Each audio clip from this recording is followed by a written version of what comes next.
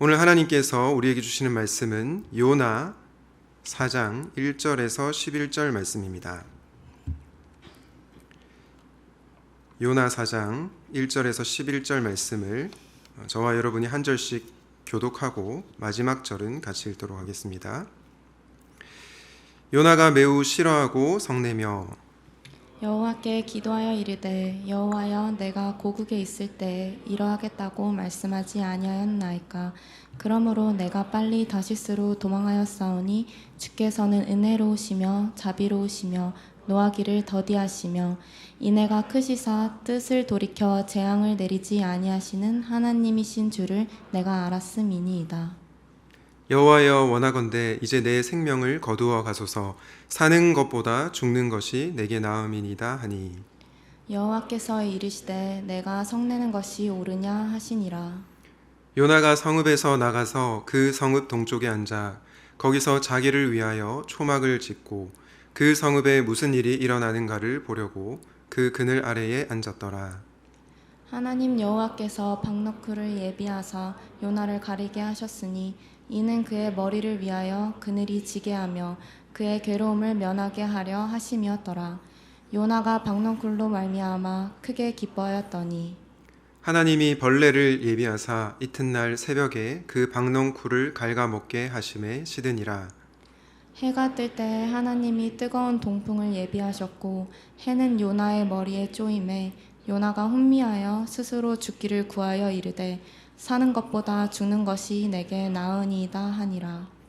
하나님이 요나에게 이르시되 네가 이 박농쿨로 말미암아 성내는 것이 어찌 옳으냐 하시니 그가 대답하되 내가 성내어 죽기까지 할지라도 옳으니이다 하니라.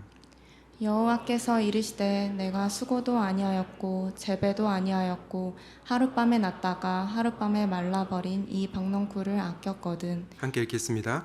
하물며 이 큰 성읍 니느웨에는 좌우를 분별하지 못하는 자가 12만여 명이요 가축도 많이 있나니 내가 어찌 아끼지 아니하겠느냐 하시니라. 아멘. 오늘은 콘클라베와 트리거 같은 세상에서라는 제목으로 하나님 말씀 전하도록 하겠습니다. 영화 하나와 드라마 하나를 소개하고 간단히 소개하고 요나 4장으로 들어가려고 하는데요. 바로 콘클라베라고 하는 영화와 트리거라고 하는 드라마입니다. 제가 이 영화를 그리고 드라마를 소개하는 이유는 요나 4장에 나온 요나의 모습 속에서 이 콘클라베에 나오는 죄악과 트리거에 나오는 죄악이 들어있기 때문입니다. 먼저 콘클라베라는 영화를 잠시 소개하려고 하는데요. 이 콘클라베라는 뜻은 로마 가톨릭 교회에서 교황을 선출하는 비밀회의라는 뜻이 바로 콘클라베라고 하는 뜻입니다. 실제로 교황이 사망하거나 물러나면 새로운 교황을 뽑기 위해서 한 보름 정도 사람들이 모여서 교황청의 성당에 모여서 새 교황을 선출하는 회의를 한다고 합니다. 영화에 보면 잘 아시겠지만 새 교황이 되기 위해서 교황 후보자들이 서로를 적대시하는 것을 보게 됩니다. 왜냐하면 다른 후보자들을 흠집내야 내가 교황이 되거나 혹은 내가 지지하는 사람이 교황이 될 수 있기 때문이죠. 저는 이 영화를 보면서 나와 다른 너를 적대시하는 우리의 모습을 돌아볼 수 있는 좋은 영화라는 생각이 들었습니다. 다음으로 트리거라는 드라마를 소개하고 싶은데요. 이 드라마는 누구나 자신이 당하는 억울한 고통으로 인해서 폭발할 수 있는 트리거가 사람들에게는 다 있다고 합니다. 그 트리거를 가진 사람들이 총을 사용해도 되느냐, 그렇지 않느냐를 질문하는 그런 드라마입니다. 여러분, 당연히 억울하다고 해서 상대를 향해서 총을 쏘면 안 되겠죠.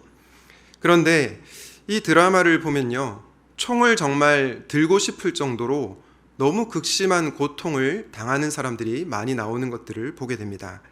그러면서 도대체 어떻게 이들의 억울함을 해소할 수 있을 것인가 라는 것을 우리에게 질문하는 그런 드라마입니다. 앞서 제가 콘클라베라는 영화와 이 트리거라는 드라마 속에 나오는 죄악이 요나의 죄악과 닮아 있다라는 말씀을 드렸는데요. 오늘은 그 죄악이 무엇인지를 나누고 그 죄악을 어떻게 극복할 수 있는지를 요나 4장을 통해 나누고자 합니다. 바라기는 말씀을 통해 묵상하실 때 콘클라베와 트리거 같은 세상에서 예수님을 믿고 신실하게 주님을 따르는 제자로 살아가시길 예수님의 이름으로 축복합니다. 요나가 빠졌던 죄악은 어떤 죄악인가? 첫째는 확신의 죄입니다. 확신의 죄. 어떤 분들은 아마 이렇게 생각할 겁니다. 아니, 어떻게 확신이 죄가 될 수 있지? 확신은 좋은 것 아닌가? 라고 생각하겠죠. 대표적으로 로마서 8장 38절과 39절에 이렇게 말씀하고 있습니다. 내가 확신하노니 사망이나 생명이나 천사들이나 권세자들이나 현재일이나 장래일이나 능력이나 높음이나 깊음이나 다른 어떤 피조물이라도 우리를 우리 주 그리스도 예수 안에 있는 하나님의 사랑에서 끊을 수 없으리라. 여러분, 로마서 8장이 나오는 이 확신이 좋은 확신입니까? 아니면 안 좋은 확신입니까? 좋은 확신이죠. 부정적인 확신이 아니라 긍정적인 확신입니다. 성경은 이런 확신을 가지라고 말합니다. 하나님이 나를 어떠한 상황 가운데서도 사랑하신다는 확신을 우리는 가져야 하는 것이죠. 그런데 제가 확신의 죄라고 했을 때 말씀드리는 확신은 부정적 확신을 의미합니다. 성경의 예로 한번 들어볼까요? 욥의 세 친구들의 확신을 들 수 있습니다. 욥의 세 친구들이 욥을 어떻게 했습니까? 욥을 정죄하였습니다. 무엇 때문에 정죄했죠? 욥이 죄를 지어서 너가 고난을 당하는 거야. 네가 하나님 앞에 신실하게 살지 않아서 너가 고통을 당하는 거야 라고 확신했습니다. 하지만 욥은 죄를 지어서 고난을 당하는 것이 아니었죠. 그럼에도 불구하고 욥의 세 친구들은 욥이 죄를 지어서 벌을 받는다라고 확신했던 것입니다. 이렇게 다른 사람을 향한 잘못된 확신은 큰 죄가 될 수 있습니다. 왜냐하면 상대방을 실족하게 만들고 상처를 받을 수 있기 때문이죠. 그래서 확신도 죄가 될 수 있다는 것입니다. 또 하나님에 대해서 잘못된 확신이 있을 수 있습니다. 우리가 믿고 있는 하나님을 성경에서 말하는 하나님으로 우리가 봐야 하는데 성경이 말하는 하나님이 아니라 내가 만들어 놓은 하나님을 믿을 수 있다는 거죠.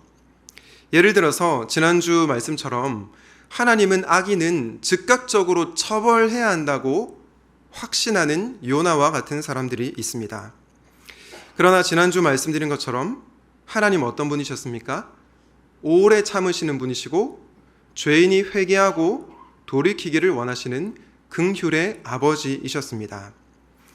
이런 하나님을 잘 모르고 하나님은 즉각적으로 악인을 처벌해야 한다는 확신도 잘못된 확신, 죄가 될 수 있다는 것입니다. 여러분, 실은 요나가 그랬습니다. 요나 4장 1절 2절 함께 읽겠습니다. 시작. 요나가 매우 싫어하고 성내며 여호와께 기도하여 이르되 여호와여, 내가 고국에 있을 때에 이러하겠다고 말씀하지 아니하였나이까.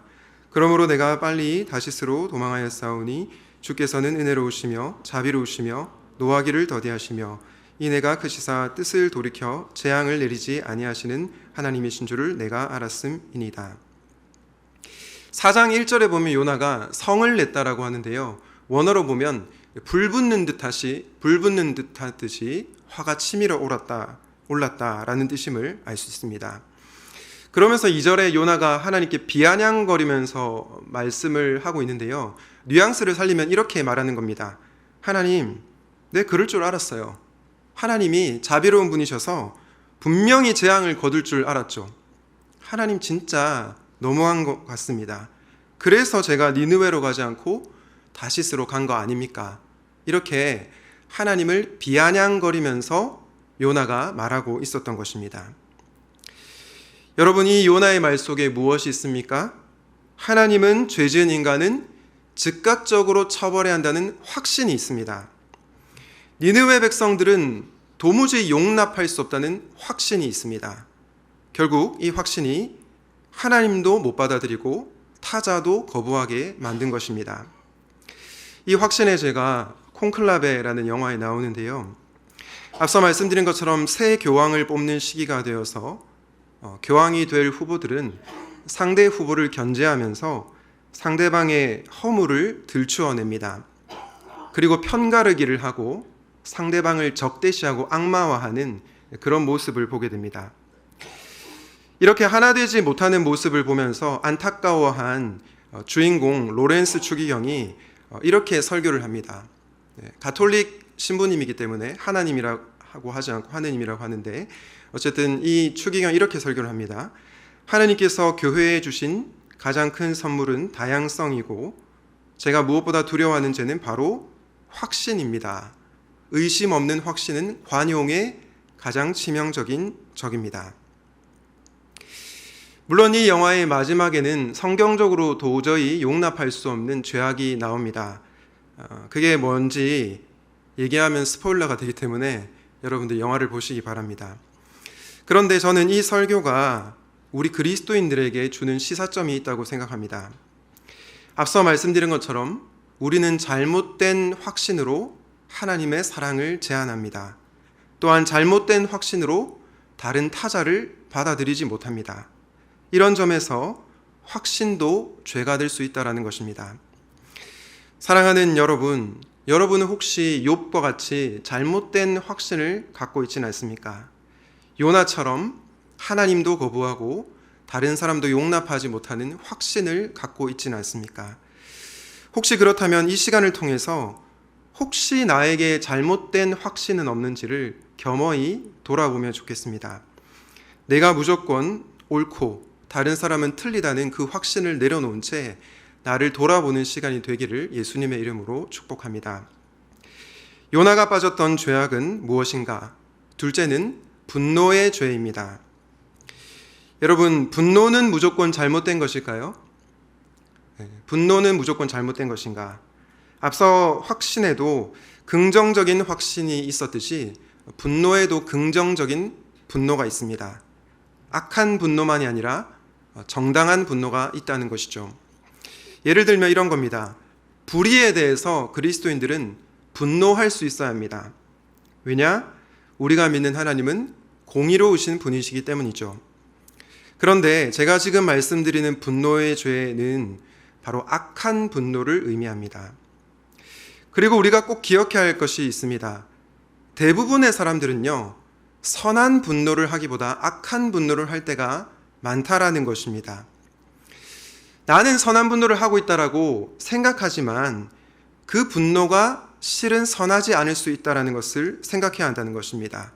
앞서 말씀드린 것처럼 나는 선한 분노를 하고 있다고 확신의 죄를 범할 수가 있다는 것입니다. 그러므로 우리는 하나님 앞에서 끊임없이 나의 분노가 정당한 분노인지를 돌아보아야 하는 것입니다. 사실 요나도 그는 정당한 분노를 하고 있다고 생각했지만 하나님의 기준으로 봤을 때 그의 분노는 악한 분노였습니다. 요나 4장 3절과 4절 함께 읽겠습니다. 시작. 여호와여 원하건대 이제 내 생명을 거두어 가소서. 사는 것보다 죽는 것이 내게 나음이니이다 하니 여호와께서 이르시되 네가 성내는 것이 옳으냐 하시니라. 여러분, 하나님이 회개한 니느웨 백성에게 재앙을 내리지 않자 요나가 어떻게 합니까?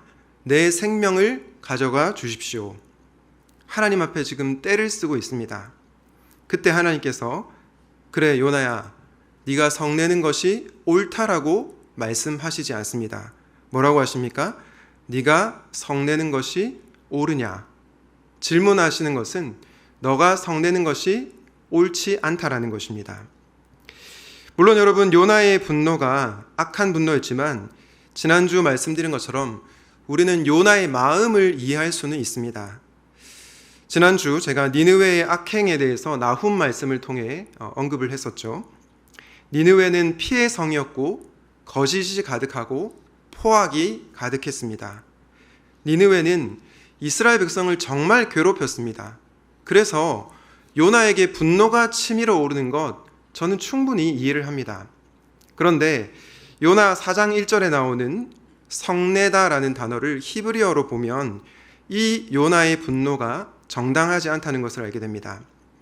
히브리어 원어로 이 성내다라는 단어가 라아라고 하는 단어인데요. 라아라고 하는 단어에는 어떤 뜻이냐면 악하다라는 뜻입니다. 악하다. 다시 말해서 요나의 분노는 어떤 분노였냐? 악한 분노였다는 것입니다. 왜요? 니느웨는 죽어도 마땅하다라고 생각했기 때문이죠. 그래서 요나의 분노는 악한 분노였던 것입니다. 트리거라는 드라마에 보면 억울하게 고통을 당한 자는 총을 사용해도 된다고 주장하는 김영광 배우와 그것을 막으려고 하는 김남길 배우가 나옵니다. 아까 말씀드린 것처럼 총기 사용은 정말 잘못된 것이지만 이 드라마에 총을 쏘고 싶을 정도로 극심한 고통을 받는 그런 사람들이 나옵니다. 예를 들어서 악한 고등학생들이 힘이 없는 약한 고등학생들을 엄청나게 괴롭히는데 사채를 쓰려고 그 약한 학생을 두들겨 패면서 어머니의 신분증을 가져오라고 합니다. 그리고 한 간호사가 나오는데요. 이 간호사는 선배 간호사들에게 집단 따돌림을 당하면서 선배 일까지 다 하라고 강요를 합니다. 그래서 24시간 잠을 자지도 못하고 선배 일까지 하는 그런 억울한 고통을 당합니다. 그리고 힘들다고 말하면 뺨을 때리는 그런 고통을 당하죠. 주인공 김남길 배우도 어렸을 적 사연이 있었습니다. 한 살인범이 자기 부모를 살해했습니다. 그런데 유치장에 갇혀 있는데 어린 김남길을 바라보면서 전혀 죄책감을 느끼지 않고 씩 웃는 것입니다. 만약 여러분이 이런 일을 겪으면 어떻게 반응하시겠습니까? 여러분이 사랑하는 가족이나 친구가 이런 일을 겪으면 여러분은 가만히 있겠습니까? 저는 당연히 분노가 일어날 거라고 생각합니다. 불의를 바로잡고 싶고 악인을 처벌하고 싶은 마음이 들기 때문이죠. 그러나 여러분, 그렇다고 해서 총을 쏴도 되는 건 아니지 않습니까? 아무리 악인이라고 해도 총으로 쏴서 죽여버리는 것은 정당한 분노가 아니라는 것입니다. 의인이 고통당할 때 그것에 대해서 정당한 분노를 하는 것은 맞지만 그 이상으로 나아가서는 안 된다라는 것입니다. 물론 아직 한국 사회에서 총이 없어서 드라마에서 나오는 극단적인 일은 일어나지 않을 겁니다. 그러나 우리에게는 어떤 총이 있습니까? 미움의 총이 있습니다. 우리 마음속으로 넘지 말아야 할 선을 넘어갈 때가 많이 있습니다. 상대방을 적대시하며 미움의 총을 계속해서 발사하는 것입니다. 저는 오늘날 한국 사회를 보면 정말로 그렇다는 생각이 많이 듭니다. 세대 간의 갈등, 정치의 갈등, 신념의 갈등, 젠더의 갈등, 타자를 악마화하고 나와 맞지 않는 대상은 제거해야 한다라는 분노가 오늘날 한국 사회에 너무 많이 있는 것 같아요. 그런데 더 심각한 것은 뭡니까? 한국 사회뿐만 아니라 한국 교회에도 그런 일들이 많이 있다라는 것입니다. 실제 총으로 쏘진 않았지만 우리는 끊임없이 미움의 총을 상대를 향해서 쏘아댑니다. 그리스도 안에서 나와 다른 사람을 용납하지 못하고 제거해야 될 대상으로 보는 것이죠. 저는 한국 사회뿐만 아니라 한국 교회도 이렇게 된 것 같아서 너무나 가슴이 아픕니다. 사랑하는 여러분, 앞서 말씀드린 것처럼 정당한 분노가 있습니다. 그러나 말씀드린 것처럼 우리는 자기 자신에게 속을 수 있습니다. 나는 정당한 분노, 선한 분노를 하고 있다고 생각을 할 수 있지만 그것이 잘못된 분노일 수 있다는 것입니다. 그래서 우리는 늘 끊임없이 말씀 앞에 나를 돌아보아야 하는 것입니다. 바라기는 오늘 말씀을 기억하시고 정당한 분노를 하지만 넘어야 할 선을 넘지 않는 여러분이 되시기를 예수님의 이름으로 축복합니다. 지금까지 저는 요나처럼 우리도 확신의 죄와 분노의 죄에 빠질 수 있다라는 말씀을 드렸습니다. 그런데 여러분, 우리는 왜 확신의 죄와 분노의 죄에 빠지게 될까요? 마지막인데요. 그 이유는 우리에게 무지의 죄가 있기 때문입니다. 무지의 죄가 뭡니까? 바로 하나님의 사랑을 모르는 죄입니다. 하나님의 사랑을 알지 않으려고 하는 죄입니다. 하나님의 한량없는 사랑을 모르기에 하나님이 잘못되었다고 확신하고 타인이 잘못되었다고 확신하는 것입니다. 하나님의 무한하신 사랑을 모르기에 내가 아니라고 판단하는 사람에게 분노를 퍼부을 수 있다고 확신하는 것입니다. 여러분, 하나님은 끊임없이 요나에게 하나님의 긍휼과 사랑을 가르쳐 주셨습니다. 반복해서 요나를 부르시며 다시 기회를 주셨습니다. 그러나 여전히 요나는 하나님의 사랑에 무지했습니다. 그래서 하나님께서 실물 교육을 하시죠. 어떤 실물 교육입니까? 박넝쿨 식물 교육을 하십니다.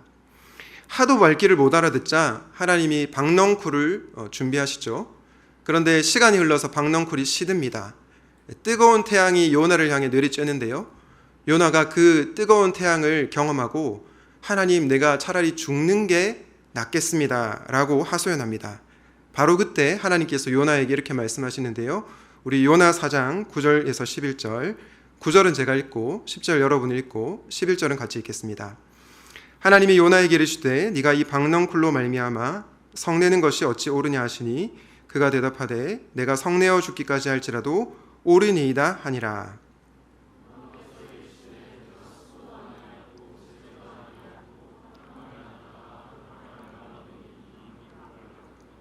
함께 읽겠습니다. 하물며 이 큰 성읍 니느웨는 좌우를 분별하지 못하는 자가 12만 명이요 가축도 많이 있나니 내가 어찌 아끼지 아니하겠느냐 하시니라. 여러분, 요나는 하룻밤에 말라버린 박넝쿨을 아꼈습니다. 그런데 자신을 편안하게 해준 박넝쿨이 사라지자 화를 냈죠. 그런 요나를 향해 하나님께서 말씀하십니다. 네가 그 박넝쿨 식물조차 아까워하면서 어찌 12만 명도 더 되는 니느웨 백성을 아까워하지 않느냐. 무슨 말씀입니까? 하나님은 죄악을 범한 니느웨 백성이라고 하더라도 그들을 아끼신다는 것입니다. 그들의 죄악을 용납하신다는 것이 아닙니다. 그들의 죄가 옳다라고 말하는 것이 아닙니다. 그들이 회개하고 돌아올 때 나는 그들을 용서할 것이다. 나는 그들을 여전히 사랑한다라고 말씀하시는 것입니다. 요나는 이 사랑을 몰랐습니다. 물론 그는 요나 4장 2절에서 하나님이 은혜로우시며 자비로우신 분이라는 것을 머리로는 알았습니다. 지식적으로는 알았습니다. 하지만 경험적으로 알지 못했고요. 관계적으로 그 하나님을 경험하지 못했습니다. 그 하나님의 사랑에 무지했기 때문에 니느웨 백성을 향해 악한 분노를 퍼부었던 것입니다. 여러분, 아까 트리거라는 드라마에서 선배 간호사들에게 괴롭힘을 당하고 심지어 뺨까지 얻어맞는 고통받는 후배 간호사를 말씀을 드렸었죠. 드라마를 보시면 알겠지만 이 간호사가 너무 불쌍합니다. 저는 이 드라마를 보면서 혹시 우리 교회 청년들 중에서 간호사로 일하는 분들 중에서 선배 간호사들에게 뺨을 맞는 청년이 있진 않을까 굉장히 걱정하는 마음으로 그렇게 드라마를 봤습니다. 그런데 이렇게 억울하게 고통을 받는 간호사에게 총이 배달됩니다. 사실 이 간호사는 너무나 착한 사람인데요. 집단 따돌림과 말도 안 되는 대우를 받다 보니까 점점 분노가 차오릅니다. 그래서 이 총을 이렇게 가슴에 품고 저 선배 간호사들을 향해서 쏘아버리고 싶다라는 마음이 불쑥불쑥 올라오게 됩니다. 그러다가 이 간호사가 총을 쏘지 않게 되는 결심을 하는 계기가 있었습니다. 드라마의 김영광 배우는 아까 말씀드린 것처럼 억울한 사람들은 총을 쏘도 된다. 그리고 그들이 총을 통해 정의를 이룰 수 있다라고 주장을 합니다. 사실 그는 어렸을 적에 엄마로부터 버림을 받았습니다. 그리고 한쪽 눈까지 적출당하고 미국에 보내졌습니다. 그래서 분노가 가득했죠. 그 분노로 말미암아 불법 무기 거래 조직에 몸담게 됩니다. 그래서 총을 많이 소유할 수 있게 되었고 한국 사회에서 억울하게 고통당하는 사람들에게 총을 배달을 한 것입니다. 방금 말씀드린 간호사도 그 김영광으로부터 총을 받게 됩니다. 그런데 억울한 사람들이 총기를 소유하고 서로를 향해서 총을 쏘는 상황이 발생하자 한국 사회가 이렇게 양진영으로 갈리게 됩니다. 한쪽 부류는 총을 써야 된다. 사용해야지 내가 억울함을 해결할 수 있다라고 말하는 부류이고요. 한쪽 부류는 절대로 총을 쏘면 안 된다라고 말하는 부류입니다. 이 두 집단이, 이 양 진영이 광장에서 서로 대치를 하고 있는데요. 한 트럭이 이렇게 도착을 합니다. 그 트럭 안에는 수많은 총들이 들어있죠. 대치하고 있었던 사람은 그 총들을 향해서 막 이렇게 달려갑니다. 그리고 총을 가지고 상대를 향해서 이렇게 쏘는 것을 보게 됩니다. 그 아수라장 속에서 김남길 배우가 자신이 총을 맞을 위험에도 불구하고 그 광장의 중앙으로 이렇게 들어가는 것을 보게 됩니다. 왜 들어갔냐면 그 광장 중앙에 어린아이가 있었기 때문입니다.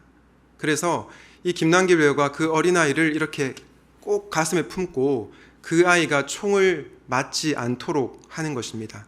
내가 총을 맞으면 맞았지 그 아이는 살리겠다고 하는 그런 마음이 있었던 것입니다.